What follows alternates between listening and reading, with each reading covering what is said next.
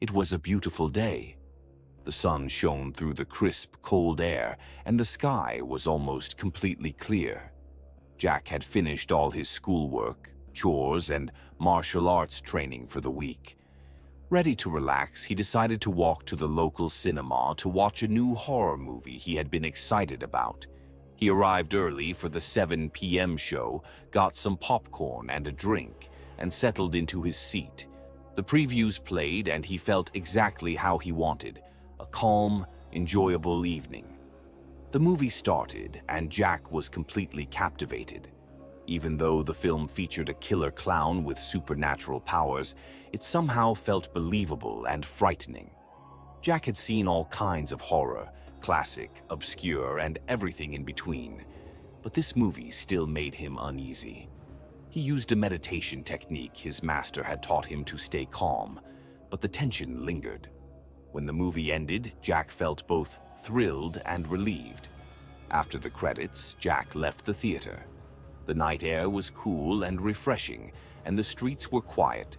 At first, his walk felt comforting, but after a few blocks, he heard footsteps behind him. He looked back. No one was there. He quickened his pace, trying to ignore it, but the footsteps grew louder and closer. Turning again, he saw a shadowy figure under a dim streetlight. The person was tall, over 6 feet, with long brown hair, a black t-shirt, and ripped jeans. Their face was almost impossible to see, shining like a metallic mask in the streetlight. Jack froze. "Back off, now!" he shouted. The figure didn't answer, only tilted its head and slowly stepped closer. Panic set in, and Jack ran to a nearby alley to hide. Crouched behind a fence, he tried to calm his racing heart. "Maybe I lost him," he whispered, but when he returned to the street, the figure was closer than ever. Jack's martial arts training kicked in. He took a deep breath, ready to fight. When the figure approached, he struck quickly and powerfully, but it didn't even flinch. The figure roared and swung at him, and he narrowly dodged. Remembering his master's advice to retreat when a plan fails, Jack ran. By the time he reached home, he was out of breath, his legs burning. He fumbled for his keys, slammed the door, and locked it tight. In his room, trembling, he grabbed a pistol and peered through the blinds. Across the street, the figure stood in the shadows.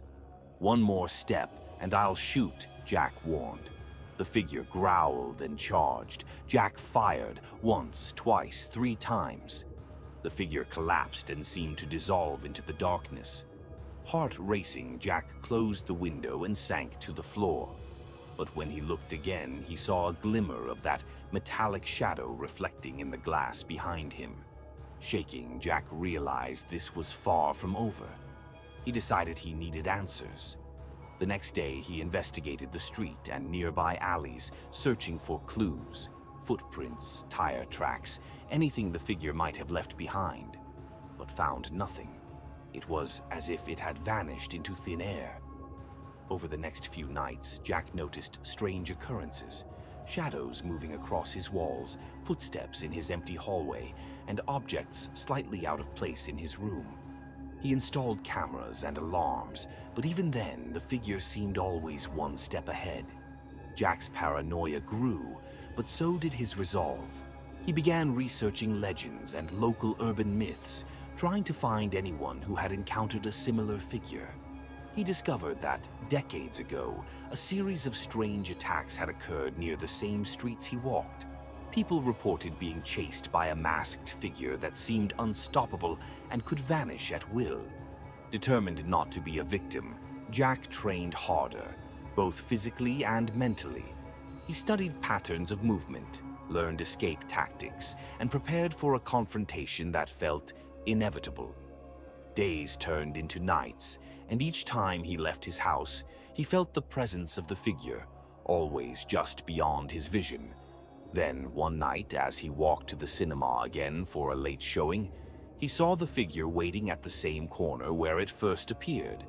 This time, Jack was ready. His heart pounded, but he controlled his fear. He charged, using every skill he had learned, striking with precision and evading attacks flawlessly. The figure faltered for the first time, revealing a glimpse of a human shape beneath the metallic mask. Jack realized it wasn't entirely supernatural. It was a person, trained, patient, and terrifyingly skilled. But this time, Jack was smarter. Using the environment to his advantage, he led the figure into a trap, cornering it with limited escape routes. He aimed his pistol, hands steady, and demanded answers. The figure stopped, lifted the mask, and revealed a familiar face, one Jack had passed by countless times in the neighborhood without ever noticing. It was a neighbor, someone who had been obsessed with testing Jack, training him and scaring him. Not to kill, but to see if he could survive. Jack lowered the pistol slightly, heart still racing.